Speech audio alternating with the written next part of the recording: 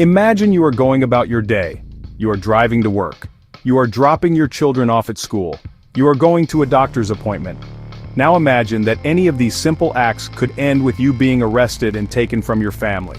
This is the reality for millions of people living in the United States today. Under the current administration, which launched what it calls the largest deportation program in United States history, in January 2025, the rules have changed dramatically. The fear is palpable.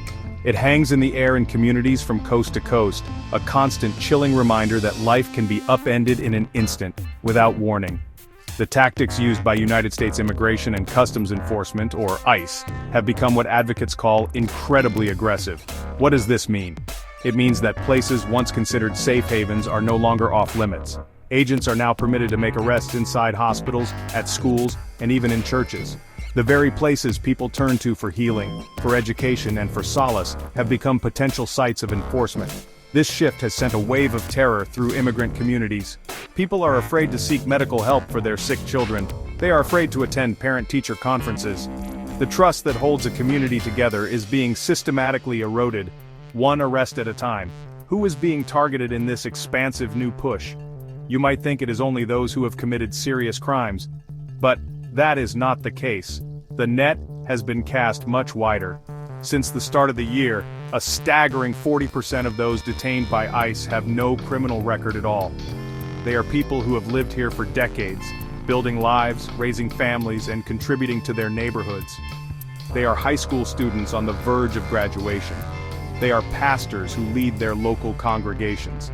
In Maryland, for example, ICE arrests more than doubled in the first half of 2025 compared to the previous year, sweeping up long-term residents and community leaders alike.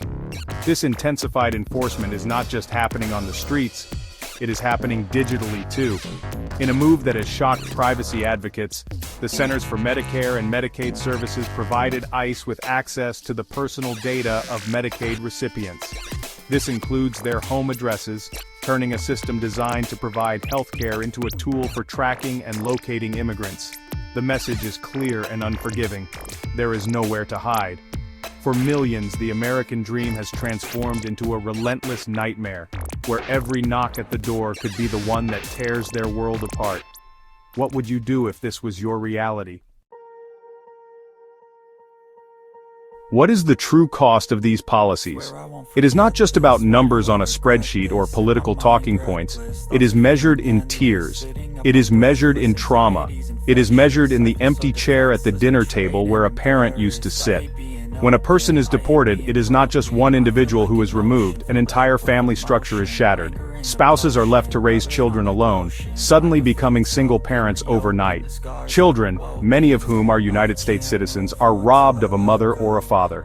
The emotional and psychological toll is immense, creating a generation of kids growing up with anxiety, depression, and a profound sense of loss.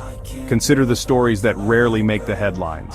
In February of 2025, a 10-year-old United States citizen was deported to Mexico. She had brain cancer, and her undocumented parents were her primary caregivers. The system showed no mercy. Just 2 months later, another American child, a 4-year-old with stage 4 cancer, was deported to Honduras with his mother. Think about that for a moment. A sick child, a citizen of this country, sent away when they needed its protection the most. These are not isolated incidents. They are the devastating, real-world consequences of rules that prioritize enforcement above all else, even above the life of a child. The stress of living under this constant threat has created a public health crisis in plain sight. Immigrants are now terrified to seek medical care. Appointments are missed, diagnoses are delayed, chronic conditions go untreated. A study by Physicians for Human Rights found that many immigrants are choosing to endure pain and sickness at home rather than risk a visit to a clinic or hospital. This fear is not unfounded. We have seen cases where a family's desperate plea for medical help for their child with leukemia led to their detention. The fear of deportation has become more powerful than the fear of illness itself. The system is also making mistakes with life-altering consequences. Protections meant to ensure due process are being dismantled. In March 2025, a man named Kilmar Abrego Garcia was deported to a high-security prison in El Salvador. This happened even though a United States court had issued an order protecting him from removal. He was wrongfully deported, ripped away from his life and family in Maryland. While he was eventually returned to the United States after a legal battle, his story shows how fragile justice has become. How many others are not so fortunate? How many voices are silenced, lost in a system that seems to have stopped listening? You might believe this issue only affects immigrant families. You might think it has nothing to do with you. But what if I told you that these deportation policies are creating problems that touch every American?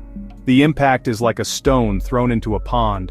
The ripples spread far and wide, disrupting communities and critical services we all rely on. This is especially true in our healthcare system. Nearly 3.3 million immigrants work in healthcare in the United States, serving as doctors, nurses, and caregivers. They are on the front lines, caring for our sick and elderly. When they are deported, their absence creates a void that is difficult to fill. Look at what is happening in our hospitals and long-term care facilities. They are already facing critical staffing shortages, and these policies are making a bad situation worse. In January 2025, a raid in Chicago led to the arrest of 25 undocumented direct care workers. At least 8 were deported. These were people who bathed, fed, and cared for some of our most vulnerable citizens. When they are gone, who steps in? The result is a bottleneck in the system. Patients who are ready to be discharged from a hospital cannot leave because there is no caregiver available for them at home or in a nursing facility. This, in turn, blocks new patients from being admitted, impacting everyone who needs care. The problem extends beyond caregivers. The United States has long been a magnet for the brightest minds from around the world. Scientists, researchers, and doctors have flocked here, fueling innovation and maintaining our country's competitive edge. But the current climate of hostility is causing a brain drain. Highly skilled immigrants are now looking to other countries like Canada, where they feel more welcome and secure. International medical residents, who often work in underserved rural and urban hospitals, are reconsidering their futures in the United States. When we lose these talented individuals, we lose their contributions to science, medicine, and technology. We risk falling behind as a global leader. The supporters of these policies, like Representative Andy Harris of Maryland, argue that this is about enforcing the law and removing criminal illegal aliens. They believe that aggressive tactics are necessary for national security and to maintain the rule of law. However, critics, including Representative Glenn Ivey, also from Maryland, express deep concern. They argue that these broad sweeps risk racial profiling and erode the trust between law enforcement and the communities they are sworn to protect. This division highlights a fundamental conflict in our values. Is the goal to build safer communities? Or is it to instill fear? The answer has consequences for all of us. This is not just a debate about policy, this is a conversation about who we are as a nation. It is a test of our character. On one side, there are those who believe that a country must have strong borders, and that laws, once written, must be strictly enforced without exception. They see the current deportation push as a necessary correction, a way to restore order and discourage illegal immigration. They argue that compassion must not come at the expense of security, and that every nation has the right to decide who can reside within its borders. For them, this is a matter of principle and national sovereignty. On the other side are those who see a humanitarian crisis unfolding. Advocacy groups like the American Immigration Council and Physicians for Human Rights are working tirelessly to document the harm being done to families and communities.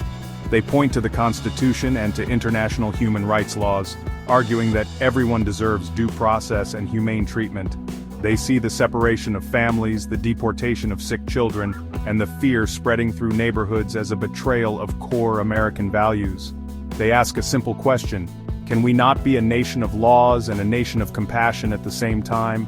The truth is, this issue affects the very fabric of our society. It determines what kind of neighbors we are and what kind of country our children will inherit. When a pastor from the Eastern Shore is detained and sent to a facility in Louisiana, his entire community feels the loss. When healthcare workers are deported, the quality of care for everyone is diminished. When United States citizen children are left without parents, we all bear the social and economic costs. This is not a distant problem happening to someone else. It is happening in our towns, in our schools, and in our hospitals. Ultimately, we must ask ourselves what we stand for. Do we stand for policies that tear families apart and create fear? Or do we seek solutions that are both just and humane? This is a moment of reckoning for America. The choices we make now will define us for generations to come. It requires us to look past the political rhetoric, to see the human faces at the center of this drama, and to decide what we would do. What kind of America do you want to live in? It is a question that every single one of us has a responsibility to answer.